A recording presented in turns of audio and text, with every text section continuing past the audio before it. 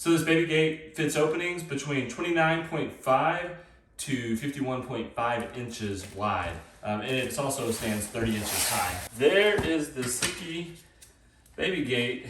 It's all zip tied and stuff. There's the baby gate right there. It is nicely packaged and it has a registration card, has some instructions in it. It looks like it has some mounting hardware as well. Pop this thing open. There's the extension right there. This looks like another extension. It comes with what looks like 3 extensions. All right, so that's it completely unpackaged. Baby gate is for 6 months to, let's say 24 months old, up to your 2-year-old. Depending on where you're gonna put this, you may need extensions, and this does come with extensions.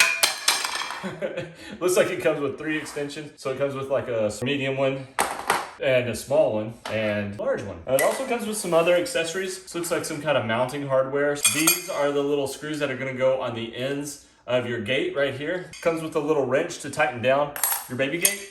And it comes with these little things, which I don't know what it is. Fits opening 29.93 inches to 51.5 inches wide, and it's 30 inches high. This is a walk-through baby gate. Okay, one thing you need to know is that there is a gap here, and most baby gates are like this. So when you assemble and you tighten things down, these get closer and closer together. That makes it tighter, and they push against each other, and then it will latch. This baby gate looks like it'll probably open in both directions. If you're adding an extension to your gate, just know that these are not threaded. These will just poke right in there like dowels, and the pressure from the gate will actually keep them in. So it'll go in just like this.